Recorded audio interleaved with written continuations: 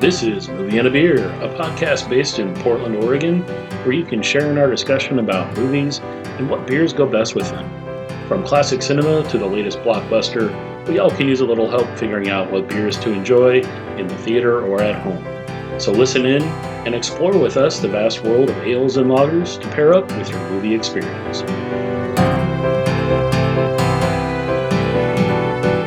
Welcome everyone to Movie and a Beer. My name's Dan Kapersky. I'm one of your wonderful hosts, and today we have with us Blake, class system expert. There you go, and we also have Randall, yay! That's me. So in this episode of Movie and a Beer, we're going to review the Korean black comedy / thriller film titled Parasite. This Korean film we saw at Cinema 21 here in Portland. It is in Korean. You do have to be able to read subtitles and pay attention because there's a lot of subtlety in the acting. Yeah. The interaction between the characters is excellent. The film was directed by Bong Joon-ho, or Bong Joon-ho. Joon-ho? No, I think that's how you pronounce it. He did a couple of really excellent films, most recently Okaj. I think that's how... Okja? Okja. Might be Okja. So it's about a child and an animal that she's trying to protect. Snowpiercer, which was an excellent sci-fi futuristic film. Big fan of Snowpiercer. Mother, which is a super creepy terror film, and The Host, which is also not dissimilar from this approach of black comedy and thriller type movies. So he's got a really good track record of some amazing films. I do believe that he wrote the film and was co-writer for the screenplay. That sounds right. Like this is, if I remember the trivia, this was like an idea that kept bouncing around his head, and he was like kind of working on it, and then finally like, all right, I think I can make this into a film. Let's make this movie. Yeah. So basically, it follows this family of grifters, the Kims, as they kind of worm their way or become parasites of this rich family, the Parks. Oh, now I get it. Yes. So it's we don't want to necessarily give too much away plot spoil wise, but we are going to talk a little bit about kind of the dynamics of the film, because that's really the interaction of a class system that exists within the Korean culture is expressed in your face with this film. It is very much what I would say. It's a class. I don't even know how to describe it. I would say discrepancy. Well, it's like black. It's like night and day. It is how different it is. You see, like you get to meet the poor family, and you're like, this is barely hanging on, and then you meet the rich family where it's like, what are you even doing with all? Oh my God, it's you can't believe they live in the same country. Yeah. Can I read this blurb? Yes. Yeah. Greed and class discrimination threaten the newly formed symbolic relationship between the wealthy Park family and the destitute Kin clan. Okay, what's crazy is he said could he read a blurb? That was just off the top of his head. Yeah, I just made that up. Man, the internet's so cool.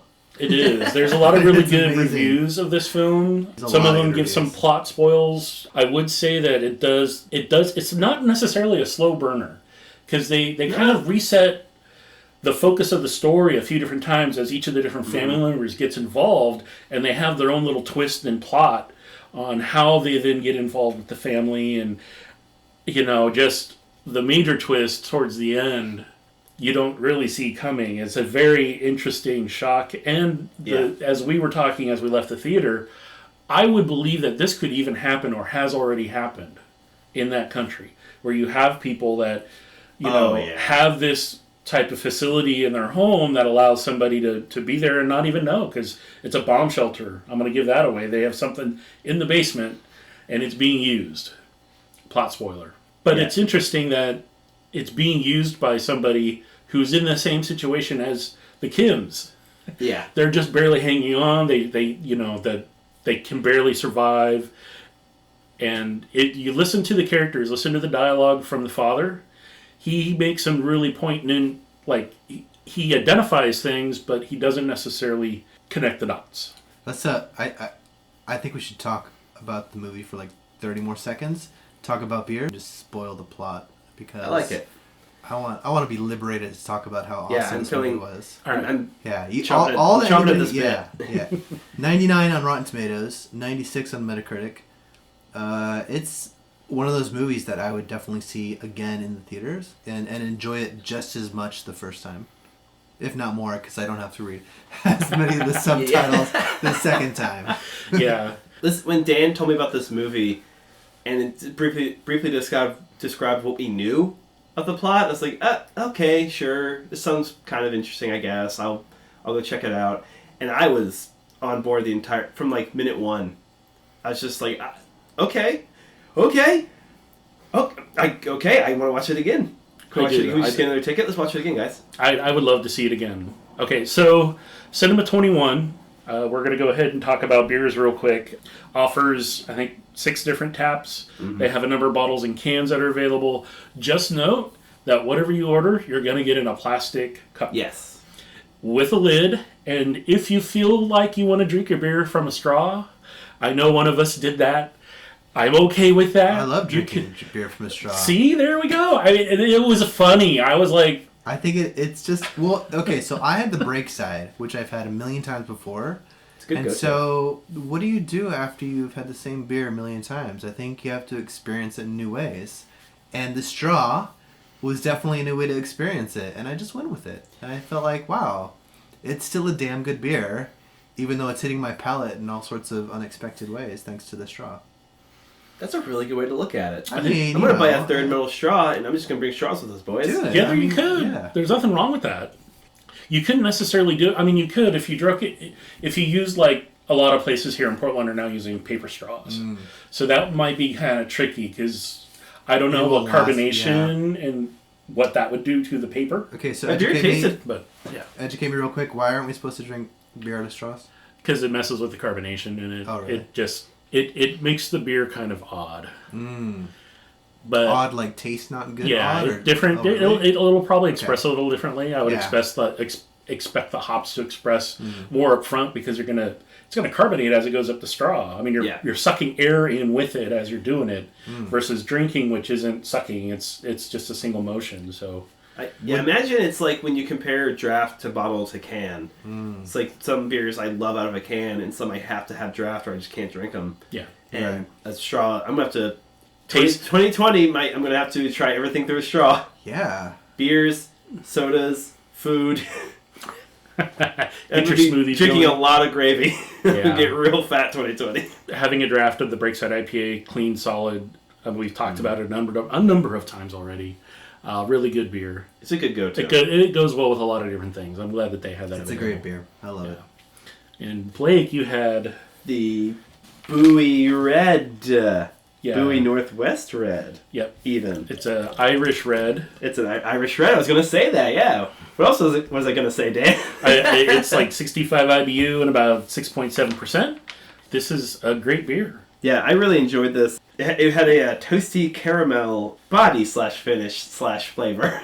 So I mean, I've had the beer a few times as well, but yeah, it's a pretty classic Irish Red. What I do remember is that when I was drinking it, it felt like not a meal in the way that like, oh man, like drinking a protein shake or something, like, oh, this constitutes a meal, but it was like a nice complex full, like, this is a beverage. Like there's drinks and there's beverages, and this was a beverage. Yeah. And I remember, and you were telling me it has like 5. Yeah, it's got like 5 different grains, so it helps make a beverage. Complexity to it on the grain bill's pretty solid, and as most traditional reds that are either Irish or English reds, it's going to use that style of hop from that part of the world. So it's going to have a little danky, earthen, just not offensive, just nice on the back to help it out. Yeah. A little bit of bite, maybe dryness on the back, but that's it. Well, I was trying to describe it earlier, and you said it has a medium to heavy body, like a bit of chew. It's like, yeah, that's the vocabulary I'm slowly learning, but until then, it's got body. Yeah, right on. Yeah, brother. All right, and the beer that I selected, because I wasn't sure how much I'd have to pay attention to the screen versus looking at my beer and knowing how much I have left, I just went with the Cinema 21 lager. So they have a generic lager that they either get from a local brewery or it's, who knows, it could be Coors Light. I have no idea. But they let age for 21 days. Yes. So they have this lager that's the cheapest beer they have on tap. It tasted fine. It was like 4.7%.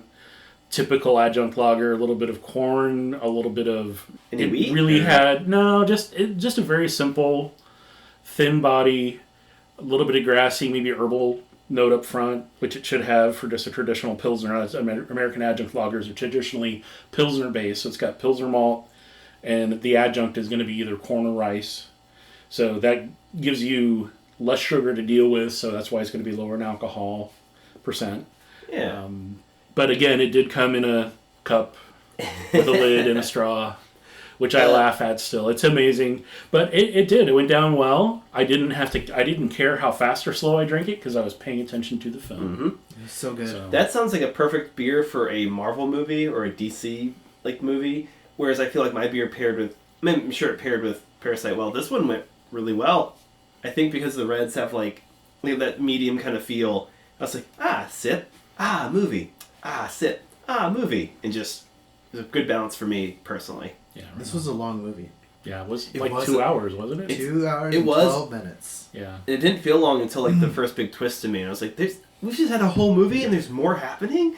Hell yeah, bud. All right. So at this point, because we're chomping at the bit to do the spoiler part, we're going to go ahead and if we have any commercials, this is the location that those commercials would go. So the family folds pizza boxes for a living in this film. Not even a living, just like a quick job.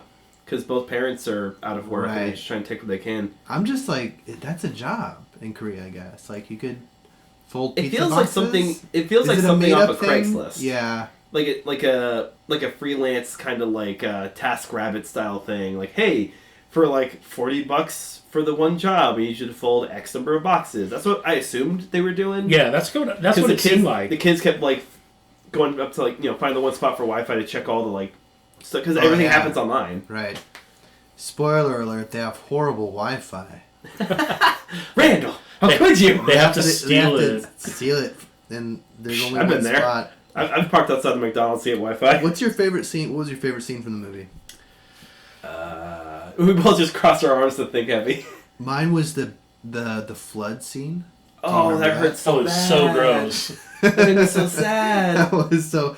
I think mine was all their scamming was great, but when the dad convinces the lady of the house that their housekeeper has tuberculosis. Yeah. And you see all the lead. It's like a heist movie. You see all the lead up, and this the bum bum bum bum the reveal. So I loved how smart everybody in that poor family was. They were street smart, dude. They were were not just street smart though. They were just fucking smart. Yeah. You know? I mean, I can be an art therapy teacher. Anyone can. Oh god, yeah, that was amazing. All you have to do is just be positive and tell the kid they're doing good. Yeah. I mean, come If it's on. the parent, you know what you're talking about. See this little scribble down here? They weren't just scam artists. They were convincing and real and. I feel like they gave us a hint when they were talking to the pizza person. They were like, "Oh, hey, you fired somebody, huh? I'm great at delivering pizzas." He started just cleaning himself up in the moment, and the daughter's there distracting them. Oh, this is good. That's what sold me on this movie. This is going to be. Yeah, I think probably the biggest surprise for me was I did not think why the father killed. Oh, the dad. The dad. Why did he do that? Why did he kill Mr. Park? I know why. He finally just broke. So Mr. Kim, when he was reaching over to get the knife or whatever, the Mr. Park, and he started holding his nose because the guy smelled so bad. And he had made comments numerous times about Mr. Kim's smell in the car. He's great. He always runs the line, but I like him. Yeah. That old, what was it, cotton smell, the old mothball smell. He made some reference. I was that seems like a poor person thing to have. He under the table just. So I mean, it does seem surprising, and there was regret and remorse after he did it. He realized that maybe I shouldn't have done that because now I'm wanted by the police. And he took a life. Yeah. But boy, what a good movie. There was a lot of stuff happening in that movie. What was the so in the beginning of the movie, the way they get this job is that one of the kids in the poor family's the son's friend who is tutoring the daughter he recommends him because he's going overseas or out of the area. He's like, hey, you'd be great. You know English great. You can teach her English, no problem. And he's like, I trust you not to steal my girlfriend. Spoiler alert, he steals his girlfriend. But that kid, before he left the movie, he gave the family some sort of like rock or something. I didn't quite. Oh, they were. understand that. Yeah, he gifted him like a fortune rock. A fortune it was rock, It's supposed yeah. to bring Is that- luck. What was it? Oh, okay. The idea is like it's supposed to bring you fortune and good wealth. And then ironic, it was turns out again spoilers. Oh. You might need to put just a spoiler alert before we even come back from the commercial. Sort of does. It brings Like- wealth and opportunity. It's a metaphor. It's a metaphor. And it's a big heavy rock you can crush a skull easily I with. get it now. Yeah. God, I don't know if you felt it right, but I flinched like a motherfucker with that. Yeah, that was rough. But the thing is he obviously didn't hit him like directly on the head. He hit him on the top of the head. Yeah, as he was prone, and it didn't kill him. I thought that had to have killed him, but maybe not. Who knows? We got a really good monologue from him at the end of the movie. Yeah. Oh, God, it was heartbreaking. Just the man who looked like a detective but wasn't, as I laughed at him, like, this kid, this movie's still going. What? You know what would be a good sequel to this film is that the entire film done the exact same way, but from the perspective of the rich family. Ooh. I'd like to see that movie. That'd be cool. Just I thought you were gonna say a thought. If Boone, what's his name? Boone. Bong Joon-ho needs any ideas, that's a free one. With the small amount of violence that is in it, it's very realistic. Oh, all the fighting scenes between the family and the former nanny nurse. Oh yeah, that was woman, legit, like proper. They were throwing untrained- down. They that was rolling proper down the grappling. stairs and breaking a leg, and it's like, oh yeah, it really happens. Oh God! When the mom just casually, I thought it was gonna be played for laughs, and the mom casually kicks the lady back down the stairs, not realizing she killed her. Yeah. And the dad realizes later, like, oh no. Oh shit. The dad's like, I could pick one, but do you guys have a favorite family? Because I think I like the dad the most, but the son's just so scrappy. Yeah, I like the daughter. She totally pulled it off. I mean, she was the Photoshop expert that made the fake documents. She answered the smoking phone in the internet cafe. Yeah. She's fuck like, you. here you go. Yeah. So, whatever. and she also, and the parents even mentioned, like, she's really good at. But when she went to school, yeah, I mean, it's like she actually was able to pull off we're answering the service of you're calling the secret maid society, whatever, and you have to have a certain application and you have to apply properly and making it all sound more than it is. I think I have to go with the son just for the arc. Like he starts off a whole con artist, and at the end it's like, I'm gonna get rich enough I can get this house for you, Dad.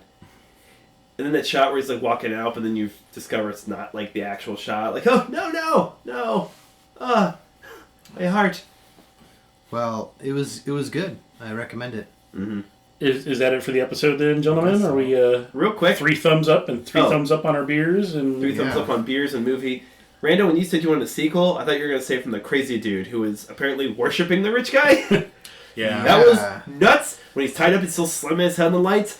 What the what? Yeah, I didn't. That was crazy. Full on insane people. I knew that guy was weird when he was eating the banana like that. Just slow, just. It reminds me of Us a little bit. Ooh, Us? yeah. Yeah, definitely. That's a good comparison.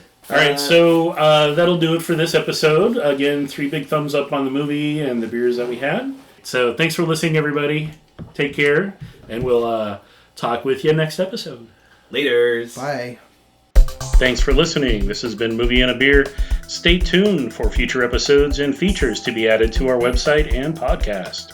And please remember to drink responsibly and hydrate, hydrate, hydrate.